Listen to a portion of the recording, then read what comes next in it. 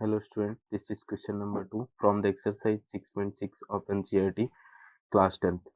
In this question a diagram is given ABC triangle and point D, N, M are such that D is point on hypotenuse AC है ना and BD is perpendicular to AC ठीक है और DM is perpendicular to BC.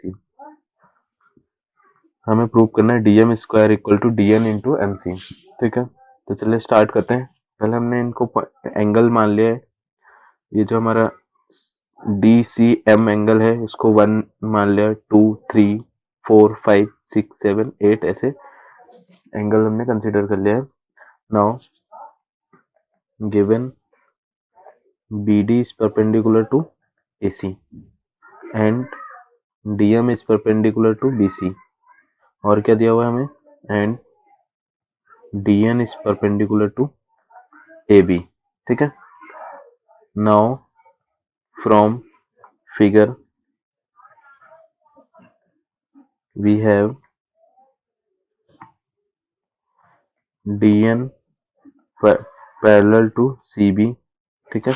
DN हमारा क्या है? CB के parallel and DM parallel to AB and angle B is equal to 90 degree.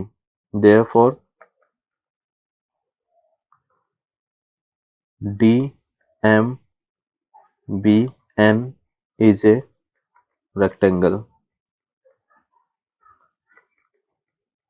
ठीक है. एक एंगल 90 डिग्री हो गया और बाकी अपोजिट साइड पैरेलल है, इसका मतलब चारों एंगल 90 डिग्री होंगे तो रेक्टेंगल बन गया हमारा ये. ठीक है. सो दैट DN साइड जो होगी वो क्या होगी? Equal to MB front side के इक्वल होगी and DM side is equal to NB. ठीक है.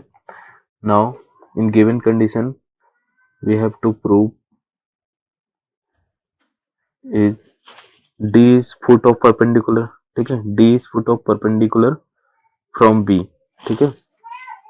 तो एंगल ये हमारा आ जाएगा angle CDB equal to 90 degree equal to angle 2 plus angle 3. ठीक है. ये हमारा आ गया 90 डिग्री दे रखा है इसमें. इसके बाद एंगल A एंगल 1 और 2 भी 90 डिग्री होगा इन ट्रायंगल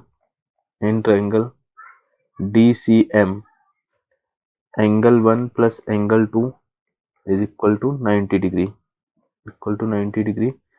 इसको हम इक्वेशन 1 नाम देते हैं और ये इक्वेशन 2 आ गया हमारा. Again from equation 1 and equation 2. अब यहाँ से हम अगर इनको सब्सट्रैक्ट करें ये क्या आएगा हमारा? In triangle DMB angle 3 in triangle DMB में triangle 3 plus triangle 4 is equal to 90 degree. ये आ जाएगा हमारे यहाँ से. इसको इक्वेशन 3 बोल दिया. From the equations from the above equations क्या आ जाएगा हमारे यहाँ से result? Angle 1 equal to angle 3 and angle 2 equal to angle 4. ठीक है. ये हमारे एंगल कैसे इक्वल आ गए. Now in triangle DCM and triangle BDM क्या आएगा हमारा?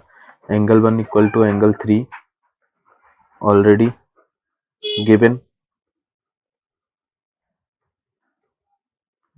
ये हमने प्रूव किया है, already proven.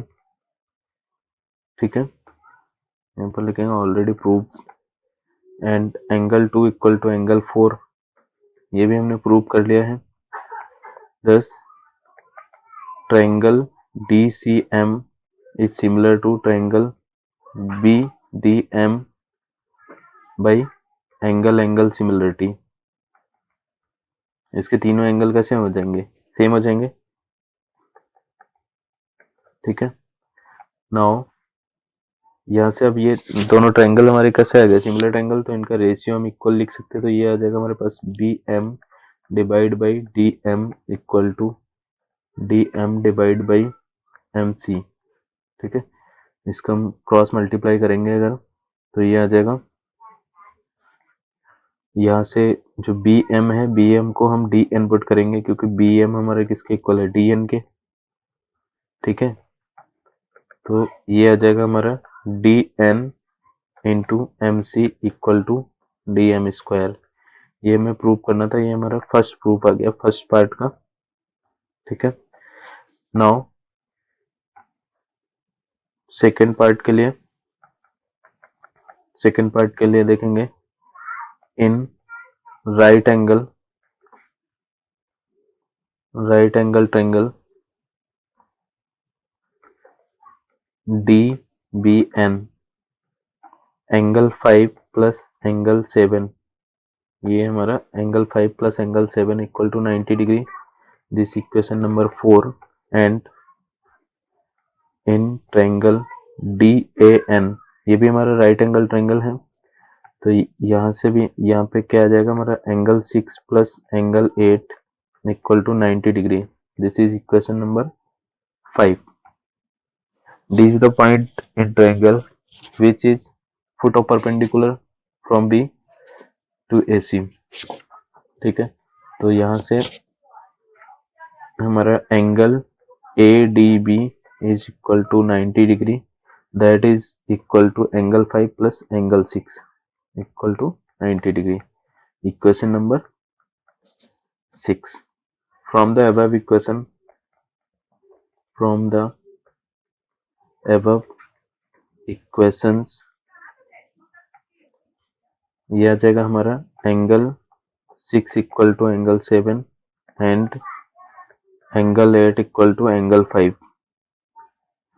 Now in triangle D and A similar to triangle B and D by A similarity.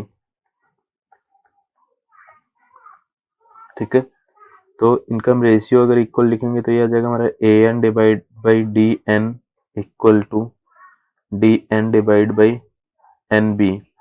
ठीक है, तो इसको क्रॉस मल्टीप्लाई कर देंगे तो ये आ जाएगा हमारे पास D N square equal to A N into N B.